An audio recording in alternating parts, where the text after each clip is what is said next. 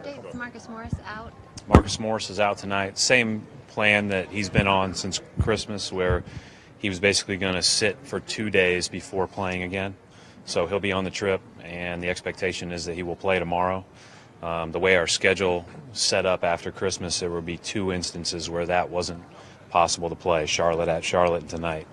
So that's kind of been in his long-term, recovery plan. You spoke a lot during the preseason about how you wanted Jalen to develop into a defensive stopper for you guys and how that was important. How do you think that has gone for him, and what do you see out of him in that sense?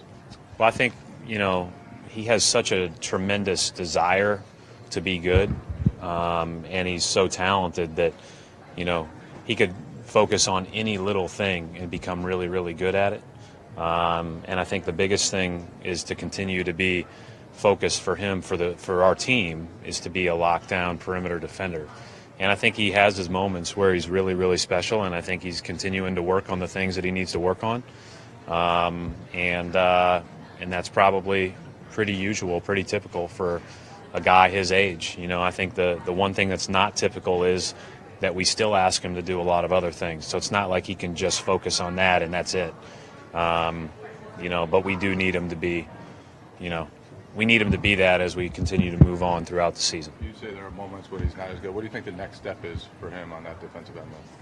I think part of that, and that's no lack of effort on his part or lack of focus on his part. It's just continuing to learn through the experience of guarding the guys that he's guarding. I mean, every night it's guarding the best wing on another team is really tough, and you don't get any nights off doing that. And all those guys have different skill sets and bring different things to the table, but and then you get some nights where they can do it all, like tonight. How much does it help the development of Tatum and Brown be on a winning team where they're not considered the saviors? Yeah, I think that's probably I don't think you can overstate the amount of attention that Kyrie and Al draw. I think that is a positive for both of the young guys, all of the guys, and that's any team anywhere, right? I mean, it's not a coincidence that when people go and play with excellent players that they shine because they can, their closeouts that they're closed out a little bit longer. They have a little bit more space to operate. They have Kyrie is drawing so much attention off every pick and roll. The other night, Kyrie's only play was to make a play to somebody else, and it was a great play every time. And he's not always going to get a lot of attention for that. But him doing that allows the other guys to shine, and that's what has to happen. Coach, you coached against Jimmy in the playoffs last year, so you're really focusing on how has he grown this season? It seems like I didn't watch him a lot in October and November. I've looked at the numbers, obviously, and his December, he had a monster December, his best month yet by far. And every game that I've watched, he's looked like himself. He's looked like a guy that they go to on the post, off the lane, in pick and roll, off of pin downs, any which way to try to score, especially with the game on the line. And he's really delivered. And then on the other end, he's always been a really good defender. So he's one of the better two-way guys around, and he's a handful. He's fit in well with those guys. I mean, when you think about the talent on this team, I think they're hitting their stride a little bit, and as they continue to go throughout the season, this is going to be one of the better teams in the league without question.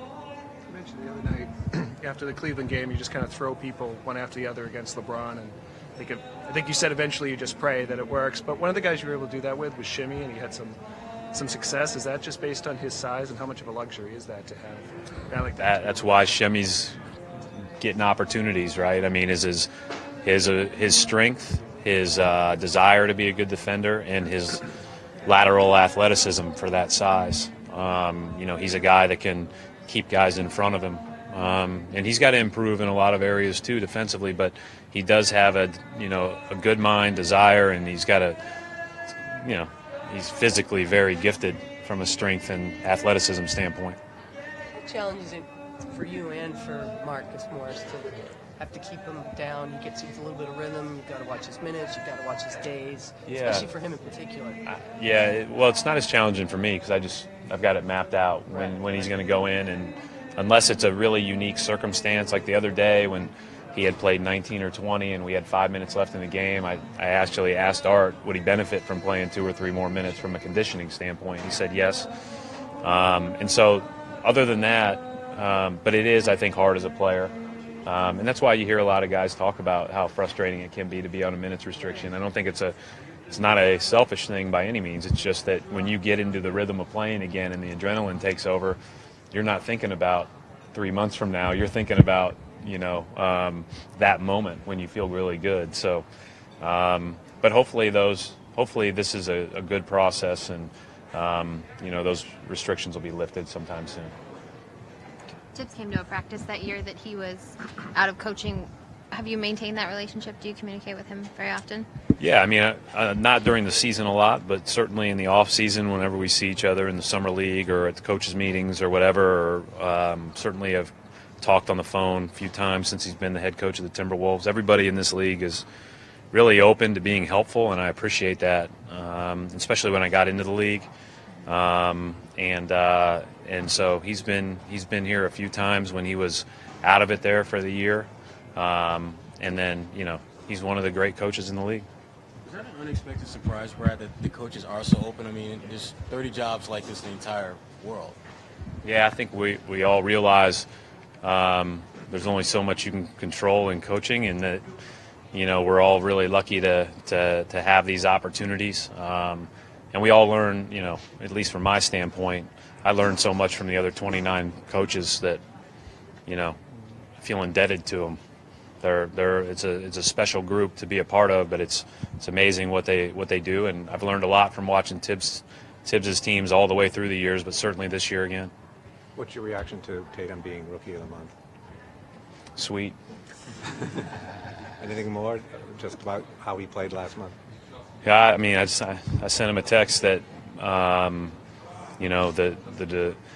there's a lot of things that can derail forward progress, and he earned that. And at the end of the day, though, it's continuing to do all the great things that he's doing because he's consistent, and that's why he got it, because he's played well and he's consistent. It's really hard to be consistent at any age, but certainly 19, and so there's a great opportunity now to respond to that nice award. Bane's back in the starting lineup? Baines will be back in the starting lineup. Thank you. Thank you. Yep.